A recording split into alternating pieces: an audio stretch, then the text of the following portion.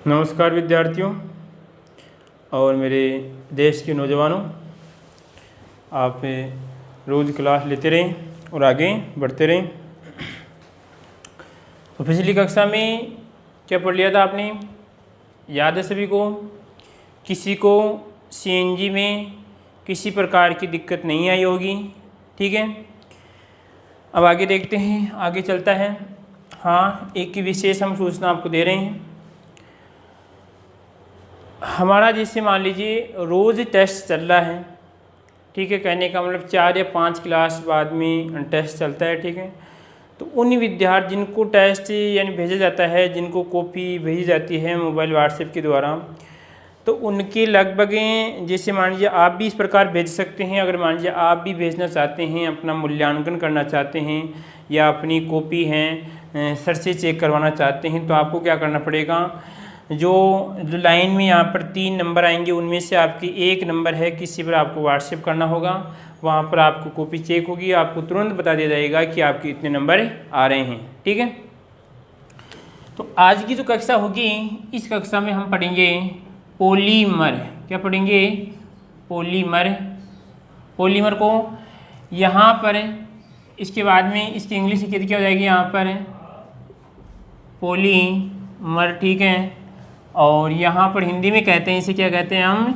बहुलक। क्या कहते हैं इसे? हम बहुलक कहते हैं, ठीक है। तो बहुलक के बारे में आप क्या जानते हैं? थोड़ा बहुत जानते हैं तो आप सोचिए, क्योंकि ऑफलाइन क्लास तो है नहीं, परंतु ऑनलाइन क्लास तो आप भी थोड़ा बहुत चर्चा कीजिए कि बहुलक के बारे में क्या होता है। तो बहुलक के बारे में आप छोटी कक्षाओं से जानते आ रहे हैं कि बहुलक ये होता है, ये होता है, इस दैनिक जीवन में इसका उपयोग करते हैं। तो पहली बात तो विद्यार्थी तो प्रतिदिन क्या करता है, उस बहुलक का क्या करता है, यूज करता है, ठीक है। जैसे नाम लिखो यहाँ पे मैं, रबर। किसका?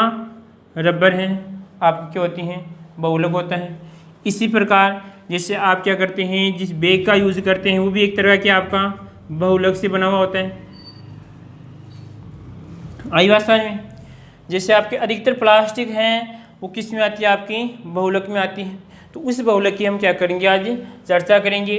बहुलक का यहाँ पे क्या है, इंग्लिश में क्या करते हैं, इसे पॉलीमर कहते हैं। तो पोली का अर्थ होता है अनेक। क्या होता है? पोली का अर्थ हो जाएगा आपका अनेक, छोटा क्वेश्चन बन सकता है, ठीक है। क्या होता है? पोली का होता है अनेक। और यहाँ पर जो इसमें मर है, मर का अर्थ होता है इकाइयाँ। इकाइयों की बात करते हैं, ठीक है। तो इसका अर्थ क्या होगा? अनेक इकाइयाँ होती हैं। पॉलीमर किनसे बनता है? अनेक इकाइयों से बनता है। एक हम दैनिक जीवन का उदाहरण लेते हैं, इससे हम आपको समझाते हैं कि पॉलीमर किस प्रकार इसका निर्माण होता है। देखो ध्यान से, रेलगाड़ी सभी जानते हैं, रेलगाड़ी को अच्छी प्रकार जानते हैं। ऐसा कोई विद्यार्थी है जो नहीं जानता है रेलगाड़ी, नहीं जानता है, तो उसकी कमी है, ठीक है। इसमें टीचर, आपकी शिक्षक कुछ नहीं कर सकती, कुछ नहीं कर सकती। नहीं कि सर हम नहीं जानते, आपकी कमी है, ठीक है। तो यहाँ पे देखिए रेलगाड़ी, और कुछ विद्यार्थी ऐसे हैं कि रेलगाड़ी में जो उसमें सवारी है, कहने का मतलब बैठने का उसने मजा भी उठाया होगा, ठीक है। अब जब दूसरी बात, अगर मान लीजिए कहीं पर आप जैसे घूमने गए होंगे, कहीं पर आप घूमने गए होंगे, ठीक है, तो वहाँ पर आपने रेलगाड़ी तो जाते हुए ज़रूर देखी होगी, ठीक है। और कुछ विद्यार्थी क्या करते हैं, रेलगाड़ी के जो डिब्बे होते हैं, रेलगाड़ी के डिब्बे होते हैं, उनकी नंबरिंग करते हैं, भाई शायद इतने डिब्बे होते हैं। तो बताइए कौन सी रेलगाड़ी में, 2 प्रकार की रेलगाड़ी बता रहा हूँ मैं आपको, मालगाड़ी और आपकी एक आपकी जो पैसेंजर गाड़ी, कौन से में अधिक होते हैं डिब्बे? तो आप कहेंगे कि सिर्फ मालगाड़ी में डिब्बे अधिक होते हैं, ठीक है। तो यहाँ पे मैं बना रहा हूँ, ये रेलगाड़ी के डिब्बे बना रहा हूँ भाई। क्या बना रहा हूँ? सर डिब्बे वो बनाते हैं, डिब्बे बनाते हैं, आपको भी लगे हाँ भाई सर रेलगाड़ी के डिब्बे बना रहे हैं आप। तो ये मैं रेलगाड़ी के डिब्बे बना रहा हूँ, पहला डिब्बा है, और ये इसमें ए विद्यार्थी बैठा है, इसमें बी विद्यार्थी बैठा है, इसमें सी विद्यार्थी बैठा है, इस प्रकार कुछ इसमें विद्यार्थी बैठे हैं। और ये भाई इसका इंजन है, ये क्या इसका इंजन है। आई बात समझ में? ये इनके डिब्बे हैं और ये क्या है, इनका इंजन है। अब देखिए फर्स्ट डिब्बा है, सेकंड है, लगभग कितने होते हैं, लगभग 10-15 जो भी हैं वो रेलगाड़ी पैसेंजर में कुछ कम होते हैं। जो आपकी मालगाड़ी होती है इसमें क्या होते हैं, डिब्बे अलग होते हैं। तो अब ये डिब्बे क्या होते हैं, इस प्रकार कुछ ना कुछ इनके मध्य क्या होता है, या किसी आपका जो सिस्टम होता है इनके जुड़ने से प्रकार जुड़े होते हैं। इस प्रकार ये तो है नहीं कि कोई बिना जुड़े हुए रेलगाड़ी चलेगी, इस प्रकार क्या होते हैं, ये जुड़े होते हैं। ठीक है, तो यहाँ पर देखिए इन डिब्बों को हम क्या कहेंगे, जो रेलगाड़ी है इस रेलगाड़ी को हम क्या कहेंगे, इन डिब्बों को क्या कहेंगे, यहाँ पे जो जुड़ रहा है इसको हम क्या कहेंगे। तो रेलगाड़ी है इनको तो हम क्या कहेंगे, जो रेलगाड़ी के डिब्बे हैं इनको तो कहूँगा मैं इकाई, क्या कहूँगा इसको, इकाई कहूँगा। आई बात समझ में। ठीक है, इसी प्रकार यहाँ पर जो ये पूरा सिस्टम बनेगा वो कहलाएगी आपकी, क्या कहलाएगा आपका, बहुलक कहलाएगा। क्या कहलाएगा आपका, बहुलक। आई बात समझ में। देखो यहाँ पर रेलगाड़ी का डिब्बा है वो तो क्या कहलाता है, एक इकाई कहलाती है। ठीक है, अब कितनी इकाइयाँ यहाँ पर, बहुत इकाइयाँ हैं। पोली का मैंने बोला था मैंने, अनेक इकाइयाँ यहाँ पे, तो इसमें क्या है, बहुत सारी इकाइयाँ हैं। ठीक है, तो बनकर क्या बनाएगी, इन पूरी रेलगाड़ी तो क्या कहलाएगी, बहुलक कहलाएगी। इसमें डिब्बे क्या कहलाएंगे, आपकी इकाइयाँ कहलाएंगी। ठीक है, और यहाँ पर जो जुड़ रहे हैं, जो जुड़ने का इनका तरीका है, जुड़ने का जो तरीका है वो कहलाएगा आपका बहुलीकरण। क्या कहलाएगा, बहुलीकरण।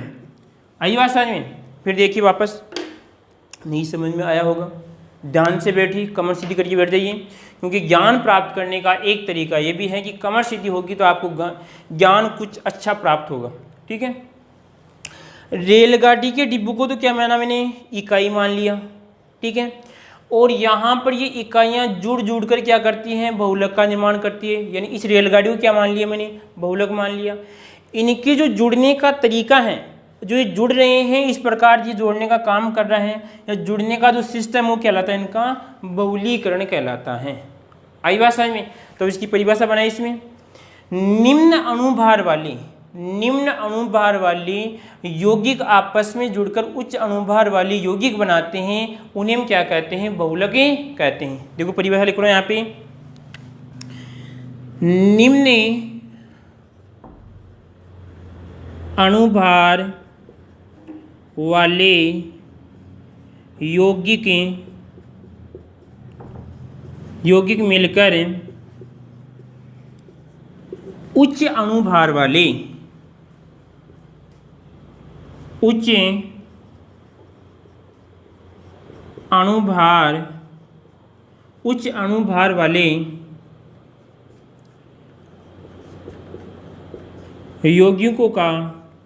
यौगिकों का निर्माण करते हैं, उन्हें हम क्या कहते हैं, निर्माण करते हैं। क्या कहते हैं उन्हें, हम बहुलक कहते हैं। क्या कहते हैं, बहुलक कहते हैं। आई बात समझ। देखो ध्यान से, निम्न अणुभार वाले यौगिक मिलकर क्या करते हैं, उच्च अणुभार वाले यौगिकों का निर्माण करते हैं, वो क्या कहलाते हैं, हमारे बहुलक कहलाते हैं। तो अब देखिए यहाँ पर कि इस बात को समझे कि अणुभार क्या है। माना कि हम सीधी सी बात करते हैं, वजन की बात कर ली। इसका वजन जैसे मान ली कितना है, 10 किलो है, इसका भी 10 किलो है, इसका भी 10 किलो है, इसका भी कितना है, 10 किलो है। ठीक है, तो यहाँ पर देखिए हम, इसका भी 10 है, इसका भी 10 है, इसका भी 10 है। ठीक है, तो ये तो कहलाएगा, ये निम्न अणुभार का मैंने एक डिब्बा मान लिया। निम्न अणुभार वाले यौगिक मिलकर क्या करते हैं, उच्च अणुभार वाले यौगिक का निर्माण करते हैं। ये भी तो क्या आपका एक पूरा यौगिक है। ठीक है, तो यहाँ पर इस पूरी रेलगाड़ी का वजन कितना हो जाएगा, अगर इसका 20 मानता हूँ, कितना हो जाएगा, तो इसमें यहाँ पर देखिए आपका 10 से यहाँ पे 30 हो जाएगा, यहाँ 40, 50, 60, कितना हो जाएगा आपका 60 kg। यानी 10-10 की इकाइयाँ मिलकर 10-10 की इकाइयाँ मिलकर क्या करती है, 60 kg वाले एक यौगिक का निर्माण करती है। इसे क्या कहते हैं, हमें बहुलक कहते हैं। तो परिभाषा क्या बनती है, निम्न अणुभार वाले यौगिक मिलकर आपस में जुड़कर क्या करते हैं, उच्च अणुभार वाले यौगिक का निर्माण करते हैं, उसे हम क्या कहते हैं, बहुलकें कहते हैं। कोई दिक्कत इसमें, बहुलक है, इंग्लिश में क्या कहते हैं, इसे हम पॉलीमर कहते हैं। पोली का अर्थ अनेक होता है, और मर का मतलब क्या होता है, इकाइयाँ होती हैं। जो इनका जुड़ने का तरीका है, जो इकाइयाँ यहाँ पे जुड़ रही हैं, यहाँ का जुड़ने का किस प्रकार का तरीका है, उसे हम कहते हैं बहुलीकरण कहते हैं। क्या कहते हैं, बहुलीकरण कहते हैं। अरे जैसे मान लीजिए आप कभी छोटे थे, ठीक है, या अभी आप वर्तमान छोटे हैं, तो यहाँ पर हाथ बांधते हैं, एक विद्यार्थी आपसे जुड़ता है, दूसरा आपसे जुड़ता है। ठीक है, तो यहाँ पर आप तो क्या है, इकाई हैं, और आपकी जो श्रृंखला बनेगी वो क्या कहलाएगी, आपकी बहुलक कहलाएगी, और आपका जो जुड़ने का तरीका है वो क्या कहलाएगा, आपका बहुलीकरण कहलाएगा। ठीक है, कोई दिक्कत यहाँ तक इसमें? ये तो थी हमारी बहुलक की परिभाषाएं। अब आती है परिभाषा, मुख्य परिभाषा ये है कि निम्न अणुभार वाले यौगिक मिलकर उच्च अणुभार वाले यौगिक का निर्माण कहते हैं, उसे बहुलक कहते हैं, और इस प्रक्रिया को क्या कहते हैं, बहुलीकरण कहते हैं। ठीक है, रेलगाड़ी वाला सही उदाहरण याद है, डिब्बे को क्या बोलेंगे, इकाई बोलेंगे। डिब्बे जब जुड़ते हैं, जुड़ के क्या बनाते हैं, बहुलक का निर्माण करते हैं, तो रेलगाड़ी को क्या कहेंगे, हम बहुलक कहते हैं। और उसके बाद में यहाँ पर क्या है आपका, इस प्रक्रिया को क्या कहेंगे, हम बहुलीकरण कहते हैं। ठीक है, बोलो कोई दिक्कत यहाँ तक किसी को नहीं है? तो आगे बढ़ते हैं, फिर यस करो आप, फिर आगे बढ़ें। कमेंट भी फुर्ती से यस कर दो भाई सर, यस हमें समझ में आ गया अच्छी तरह। हाँ जी, आगे देखते हैं, आगे जो हमारा बिंदु आता है इसी में कि अब बहुलक दो प्रकार के होते हैं। कितने प्रकार के होते हैं? बहुलक दो प्रकार के होते हैं। मुख्य रूप से बहुलक दो प्रकार के होते हैं। एक तो होता है प्राकृतिक, क्या होता है, प्राकृतिक बहुलक। ठीक है, और एक होता है आपका दूसरा कृत्रिम या संश्लेषित, क्या कहलाएगा आपका, कृत्रिम या संश्लेषित बहुलक। मुख्य रूप से दो प्रकार के होते हैं, प्राकृतिक और कृत्रिम। ठीक है, तो हम प्राकृतिक को पढ़ेंगे आज। प्राकृतिक में क्या होता है कि सीधी सी बात है, इन बहुलकों का निर्माण प्रकृति के द्वारा होता है, इसमें मानव का कोई हस्तक्षेप नहीं होता है, मानव की कोई इसमें क्रियाकलाप नहीं होते हैं, तो उन्हें हम क्या कहते हैं, प्राकृतिक बहुलक कहते हैं। जैसे यहाँ पे उदाहरण की बात करें, परिभाषा क्या होगी, जिनका निर्माण प्रकृति के द्वारा होता है उसे कहते हैं हम प्राकृतिक बहुलक कहते हैं, आप अच्छी तरह जानते हैं। जैसे यहाँ पर देखिए आपका प्राकृतिक रबर है, क्या कहलाएगा आपका, प्राकृतिक रबर है। ठीक है, इसी प्रकार आपका यहाँ पर कहलाएगा आपका एक सेलुलोज कहलाएगा, एक रेजिन, यहाँ पे आएगा आपका रेजिन। उसके बाद में आपका सेलू, और आपका ये आएगा सेलुलोस या सेलुलोज कहते हैं। ठीक है, यहाँ पर सेलुलोज आ गया, रेजिन आ गया, और आपका प्राकृतिक रबर आ गया, और आपकी एक स्टार्च। ठीक है, ये सभी किस में आते हैं आपके, यहाँ पर आपके प्राकृतिक बहुलक के उदाहरण होते हैं। हाँ, तो सर रेजिन क्या होता है, सेलुलोज क्या होते हैं, इनका निर्माण हम क्या करते हैं, जैसे कहाँ से, ये लगभग ये सभी क्या होते हैं, पादप से प्राप्त होते हैं। परंतु यहाँ पर ये सभी आप जानते हैं तो क्या आपके भोजन में पाई जाती है, जैसे आलू होते हैं इनमें पाई जाती है, कार्बोहाइड्रेट उस वाले पदार्थों में पाई जाती हैं। रेजिन और सेलुलोज क्या करता है, इनका निर्माण अधिकतर हम क्या करते हैं, कागज़ जो आपकी फैक्ट्री होती है उनमें इसका उपयोग करते हैं।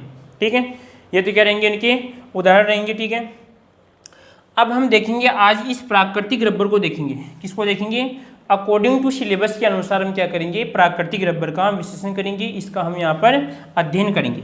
ठीक है, तो देखिए देश के नौजवानों, प्राकृतिक रबर हम जानते हैं परिभाषा क्या होगी, इस रबर का निर्माण प्रकृति के द्वारा होता है, तो जिसमें मानव का कोई क्रियाकलाप नहीं है, मानव का कोई हस्तक्षेप नहीं है इसमें, तो वो कहलाएगा आपका प्राकृतिक कहलाता है।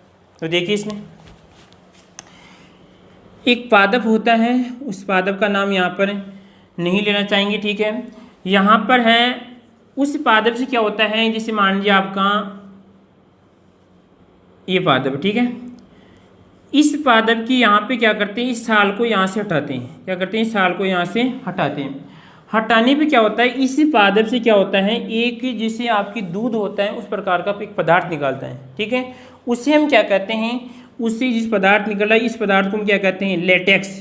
क्या कहते हैं इसे, लेटेक्स या रबर क्षीर। क्या कहते हैं इसे, रबर क्षीर कहते हैं। आई बात समझ में?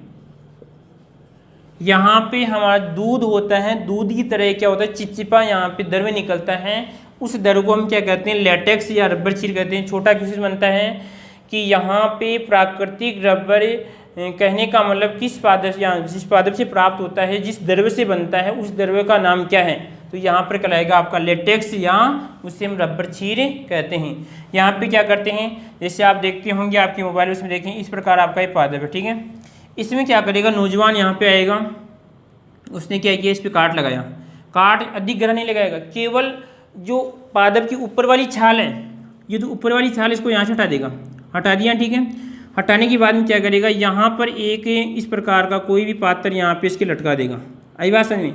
इसको ऐसे बांध देगा, ठीक है। इसके इस प्रकार यहाँ पे कर देगा, और यहाँ पे इसमें से क्या होगा, फिर यहाँ पे दूध निकलेगा, यानी कहने का मतलब लेटेक्स, या क्या निकलेगा, आपका रबर छीर निकलेगा। इस रबर छीर को यहाँ पर इसमें क्या कर लेते हैं, इकट्ठा कर लेते हैं, ठीक है। इससे क्या करते हैं, फिर आपका जो प्राकृतिक रबर है, यानी जो बन तो इससे जाएगा, परंतु इसमें क्या करते हैं, थोड़ा बहुत विश्लेषित करते हैं, इसमें थोड़ा सुधार करते हैं, जो हम यहाँ पर आगे पढ़ते हैं, ठीक है। बोलो कोई दिक्कत इसमें? पादप हैं, यानी क्या होगा इसमें आपका लेटेक्स या रबर छीर, लेटेक्स या रबर छीर प्राप्त होती हैं, दूध जैसा क्या होता है, आपका द्रव्य होता है। आगे देखो उसके बाद में, अब यहाँ पर कि मैंने क्या कहा था कि बहुलक क्या होता है, बहुलक इकाइयों से मिलकर बना होता है। क्या होता है, इकाइयों से। जैसे मैंने कहा कि रेलगाड़ी का एक डिब्बा क्या कहलाता है, उसका इकाई कहलाता है। उसी प्रकार प्राकृतिक बहुलक की भी क्या होती है, इकाई होती है। उस इकाई का नाम है आइसोप्रीन। क्या है, आइसोप्रीन। कहने का मतलब क्या होगा, ये आइसोप्रीन के बहुलीकरण से हम प्राकृतिक रबर का क्या करते हैं, प्राकृतिक रबर हमें प्राप्त होता है। आई बात समझ में? ये किसका बहुलीकरण होता है, आइसोप्रीन का बहुलीकरण होता है। देखिए किस प्रकार बनाते हैं यहाँ पर। इसका सूत्र हो जाएगा CH2 डबल बंद CH, और उसके बाद में यहाँ पर आएगा आपका CH2 यहाँ पर डबल बंद, और यहाँ पर आएगा आपका CH3। बोलो वैलेंसी कंप्लीट है। ये किसकी, यहाँ पर ये आइसोप्रीन का सूत्र है। मैंने क्या कहा, ये आइसोप्रीन के बहुलीकरण से बनेगा। तो इसमें क्या होगा, इसका बहुलीकरण करना है हमें, तो कहने का मतलब इसके, यानी कहने का मतलब इसकी तार निकालनी हमें जोड़ने के लिए कि दूसरी इकाई जुड़ेगी इससे यहाँ पर। तो यहाँ पर मैं दूसरी इकाई लिख रहा हूँ, यहाँ पर देखिए CH2, और यहाँ पर आएगा आपका डबल बंद, और यहाँ पर आएगा CH, यहाँ पे कार्बन, यहाँ पे CH3, और यहाँ पर आएगा आपका CH2। देखो दो इकाइयाँ हो गई। फर्स्ट इकाई ये भी क्या आपका आइसोप्रीन है, ये भी क्या आपका आइसोप्रीन है। अब दोनों में क्या करना है, बहुलीकरण करना है, दोनों को जोड़ना है। तो जोड़ेंगे तो क्या होंगे, यहाँ पर देखो इसमें इसका ये बंध हट जाएगा, यहाँ से हट गया बंध इसका, ठीक है। इसका भी क्या होगा, इस प्रकार ये बंध हट जाएगा, ठीक है। और ये बंध इसका इधर जाएगा, ये बंध इसका इधर जाएगा, ठीक है। और दोनों आपस में इस प्रकार जुड़ जाएंगे। आई बात समझ में? यहाँ पर भी क्या हो जाएगा, इसका ये बंध मुक्त हो जाएगा, और यहाँ पर ऐसे हो जाएगा, और यहाँ पर क्या हो जाएगा, इस प्रकार बन जाएगा। आई बात समझ में? तो इन दोनों में यहाँ पे क्या हो गया, ये तो यहाँ पे जुड़ रही हैं, जुड़ने की प्रक्रिया क्या कहलाएगी, आपकी बहुलीकरण कहलाती है। और ये पूरा क्या कहलाएगा, हमारा बहुलक कहलाएगा, ठीक है। ये एक इकाई क्या कहलाएगी हमारी, सॉरी जो एक क्या कहलाएगा आपका, ये आइसोप्रीन की इकाई कहलाती है। बोलो कोई दिक्कत इसमें, कोई समस्या नहीं किसी प्रकार की। तो हम इसको इस प्रकार भी लिख सकते हैं। देखो यहाँ पर देखना ध्यान से, इसको मैंने इस प्रकार लिख दिया। सूत्र क्या था इसका, देखो फिर वापस लिख रहा हूँ, ऊपर लिखते हैं यहाँ पर इसको CH2 डबल बंद CH, और यहाँ पर आएगा आपका CH2, और यहाँ पर आएगा आपका CH3, ठीक है। इसको मैं यहाँ पे खोलूँगा, ठीक है। तो खोलने पे किस प्रकार बन जाता है, एक यहाँ पर अब ये तो है नहीं कि एक इकाई, बहुत सारी इकाई लेनी पड़ेगी हमें, अनेक इकाइयाँ। तो अनेक को मैं यहाँ पे लिख दूंगा, N लगा दूंगा। क्या लिख दूंगा यहाँ पे, N क्यों लगाया, N का मतलब है यहाँ पर अनेक, क्या है, अनेक, ठीक है। इसको खोलूँगा यहाँ पे, तो खुलेगा इस प्रकार हो जाएगा आपका CH2, और यहाँ पर जाएगा CH, और यहाँ पर जाएगा आपका बंद, और आपका CH2, यहाँ पे जाएगा आपका CH3, और यहाँ पर आएगा आपका, देखो ये बंद खुल जाएगा इस प्रकार, ये खुल जाएगा, ठीक है। ये आपका ये कोष्टक हो जाएगा, और यहाँ पर ये कोष्टक, और यहाँ पर क्या आएगा आपका, नीचे N आएगा। कोई दिक्कत इसमें? इसे कहते हैं, इसका नाम होगा आपका पॉली आइसोप्रीन, पॉली आइसोप्रीन, या लिख सकते हैं या प्राकृतिक रबर, ठीक है। कोई दिक्कत इसमें? क्या कहलाएगा, पॉली आइसोप्रीन या प्राकृतिक रबर। क्वेश्चन क्या बन सकता है, पॉली आइसोप्रीन का सूत्र लिखिए। तो यानी कहने का मतलब किस प्रकार की इसकी इकाई है, यहाँ पर ये इसका क्या कहलाएगा, ये केवल आइसोप्रीन है, या आपका पॉली आइसोप्रीन है। N का मतलब क्या है, यहाँ पर अनेक इकाइयाँ हैं। इनकी पुनरावृत्ति क्या होगी, बार बार होती रहती है इस प्रकार। तो यहाँ पर मैंने क्या लगा दिया, n लगा दिया। अरे कोई संख्या जब बार बार होती है या कोई व्यक्ति एक ही वस्तु की जब बार बार पुनरावृत्ति में कहूँगा, यहाँ पे n लिख दिया मैंने, ठीक है, कोई दिक्कत यहाँ तक इसमें। तो इस प्रकार आपका इसकी इकाइयाँ होती हैं। तो अब क्या करते हैं इसके बाद, कोई दिक्कत यहाँ तक इसको, ये आपको इस प्रकार लिखना है। क्वेश्चन क्या बनेगा कि प्राकृतिक रबर किस प्रकार बनता है, प्रकृति के द्वारा, इस बारे में आप लिखें। तो आपको इसकी इकाई बतानी पड़ेगी और ये आपकी पोली आइसोप्रीन इस प्रकार ये बनता है। अब देखो उसके बाद में आगे, अब जो हमें ये जो पोली आइसोप्रीन प्राप्त हुआ है, ठीक है, तो ये पोली आइसोप्रीन क्या है, इसमें लगभग कहने का मतलब इसमें कठोरता भी कहने का मतलब कम होती है। कहने में कैसा होता है, एकदम लचीला होता है। कैसा होता है, एकदम लचीला होता है। जैसे यहाँ पर ये है, इसको जैसे हिलाएंगे इस तरह क्या होता है, बिल्कुल लचीला होता है। तो इसको थोड़ा यहाँ पे मजबूत करने के लिए, ठीक है, और इसमें प्रत्यास्थता या इसमें तननता जिसे खींचते हैं तो यहाँ पे कुछ टूट जाते हैं, तो इसको मजबूती प्रदान करने के लिए इसमें कुछ क्रियाएं की जाती हैं। देखो यहाँ पर जो हमें वहाँ पे क्या प्राप्त होता, पोली आइसोप्रीन क्या प्राप्त हुआ हमें, पोली और आपका आइसोप्रीन, ठीक है। इस पोली आइसोप्रीन में हम क्या मिलाते हैं, एसिटिक अम्ल। क्या मिलाते हैं, एसिटिक अम्ल मिलाते हैं। यही बात समझ में, एसिटिक अम्ल मिला क्या करते हैं, इसको थोड़ा बहुत हिलाते हैं, ठीक है। हिलाने से क्या होती है, इसमें थोड़ा बहुत क्या होता है, प्रत्यास्थता। कौन सा गुण आ जाता है इसमें, प्रत्यास्थता। कहने का मतलब यहाँ पे इसमें प्रत्यास्थता है, ये बात करते हैं। इसमें तननता का गुण क्या हो जाता है, उत्पन्न हो जाता है, कठोरता का गुण इसमें उत्पन्न हो जाता है। ये कब मिलाया, इसमें हमने एसिटिक अम्ल मिलाया। उसके बाद में इसको और अधिक कठोर बनाने के लिए या कम घिसने वाला बनाने के लिए, इसको अप्रत्यास्थ करने के लिए इसकी हम एक प्रक्रिया करते हैं। कौन सी, वलनीकरण। कौन सी करते हैं, वलनीकरण प्रक्रिया करते हैं। तो वलनीकरण प्रक्रिया क्या होती है, जो यहाँ पर सबसे पहले पोली आइसोप्रीन था, इस पोली आइसोप्रीन में हमने क्या मिलाया, एसिटिक अम्ल मिलाया। उसके बाद में क्या मिलाते हैं, इसमें हम सल्फर मिलाते हैं। क्या मिलाते हैं, सल्फर मिलाते हैं। क्या मिलाते हैं नौजवानों, सल्फर। सल्फर मिलाकर क्या करते हैं, इसको हिलाते हैं। तो हिलाने की प्रक्रिया क्या कहलाएगी, यहाँ पर जो सल्फर मिलाने की प्रक्रिया कहलाती है, यहाँ पर वलनीकरण कहलाती है। क्या कहलाती है, आपकी वलनीकरण कहलाती है। इससे आपका रबर क्या हो जाता है, इससे रबर आपका कठोर हो जाता है। क्या हो जाता है, तो कठोर हो जाता है, ठीक है, और कम घिसने वाला हो जाता है। कम घिसने वाला क्या हो जाता है, कम घिसने वाला हो जाता है। उसके बाद में यहाँ पर हो जाएगा आपका अप्रत्यास्थ। क्या हो जाता है, अप्रत्यास्थ का गुण हो जाता है, अप्रत्यास्थ। प्र और आपका त्यास्थ, अरे याद नहीं आ रहा ले भाई, ठीक है। क्या हो जाएगा आपका अप्रत्यास्थ। कोई बात, कोई समस्या आती है इसमें। क्या करेंगे, इसमें एक पात्र लिया, इसमें क्या डाला हमने, जो हमें उससे प्राप्त हुई थी पेड़ से, रबर छीरी इसमें डाल दी। डालने के बाद में क्या डाल दिया हमने, इसमें एसिटिक अम्ल डाल दिया, ठीक है। एसिटिक अम्ल डालने के बाद में क्या करते हैं, इसमें आपका वलनीकरण करने के लिए इसमें क्या मिलाते हैं, सल्फर मिलाते हैं। और सल्फर मिलाने से क्या होता है, हमें कठोर और कम घिसने वाला या अप्रत्यास्थ प्रकार का हमें रबर प्राप्त होता है। और कोई दिक्कत इसमें। अब क्वेश्चन क्या क्या बनते, देख इसमें कि वलनीकरण क्यों किया जाता है। तो वलनीकरण का होगा कि जो प्राकृतिक रबर है उसको कम घिसने वाला या कठोर बनाने के लिए, अप्रत्यास्थता उत्पन्न करने के लिए उसमें हम सल्फर मिलाकर क्या करते हैं, वलनीकरण की क्रिया उसमें हमें करते हैं। या यहाँ पर सल्फर मिलाने की प्रक्रिया क्या कहलाती है, वलनीकरण कहलाती है, ठीक है। कोई दिक्कत इसमें।